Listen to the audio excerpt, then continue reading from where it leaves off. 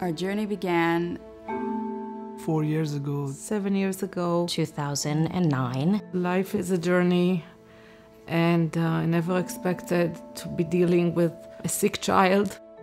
My world, as I knew it before, shattered. Completely shattered. After she was born, she started to refuse to eat. They pointed to this and they pointed to that. We could do CT, we could do MRI. The X-ray turned into an ultrasound. There isn't much that doesn't go through your mind. It's earth-shattering. I didn't really have any more laughter inside of me. It just happened so fast. My brain went completely fuzzy. It was the biggest shock of our life. Obviously, the first thing that comes to my mind is he gonna die? I was scared. It was really scary to know that I have something that's life-threatening. Fear isn't the word. Depressing. Confused. Weak. We were lost, absolutely and completely lost. What's next? What do we do next? I was scared of what was gonna happen next. Every day seemed to be a different complication in the beginning. Crazy, crazy pain. Doubled over, screaming. Very, very hopeless. He was probably hospitalized about 15 times in 3 years. 7 rounds of chemo. Practically living at a hospital. Feeling like the walls are caving in on you because that's all you're seeing. And I had to adjust to a life, watching my son in pain and trying to hide my anguish and my despair so I could be a cheerleader for him. The journey I had to go through definitely changed my life. The very next day, High Lifeline came into the picture. High Lifeline was there, if not day 1, day 2. In the beginning, I didn't really want to connect to anybody or talk to anybody. I don't want to meet anybody. I don't want anyone to come to my house.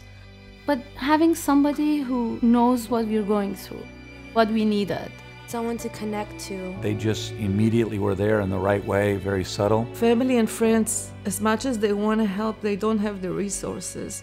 The volunteers, the food. Visits to the hospital. Babysitters for the other children. Therapies to visits to meals. Not just for him, for the siblings. Tickets to Disneyland. Respites that the moms had. Spa days. Every summer, I go to Camp Simcha for 2 weeks. It was nice to be on the same level as other people my age. It was so great to know that I can be normal. I'm not the only person who has cancer. And you feel a connection between all the kids. But it gives me and my other 2 boys a little breather for 2 weeks. When you think that they've done enough for us, there's something else that they do. Arranging his surgery in New York that was impossible to get.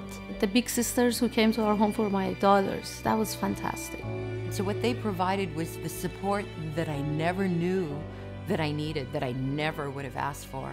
Gave me love, care, and endurance. Endurance for the journey.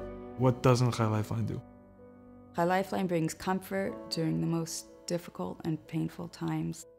Because some days it's really, really hard to get up and to go to work and to smile. Even though the doctors have a guideline to bring our daughter through treatment, there's no guideline for emotions, what to expect, what to feel. We finished treatment in August. He's in remission now. Cancer's behind me. This April will be 3 years that I've been cancer-free. Even though the cancer's gone, the effects of the medication stay with you forever. My journey didn't have a happy ending. It would be silly of me to think that all journeys do have happy endings, but mine didn't. 7 years ago, my eldest son Leo got sick, and unfortunately 3 years ago he passed away. Cancer sucks. Cancer, it's devastating. Cancer needs to get cancer and die. It's a monster. High Lifeline gives support, High Lifeline gives love. But High Lifeline is a story of happiness. High Lifeline is amazing. I feel like I had more people on my side to help me out, fight through cancer. And that's what High Lifeline does. And our journey continues. I can't imagine going through my journey without High Lifeline.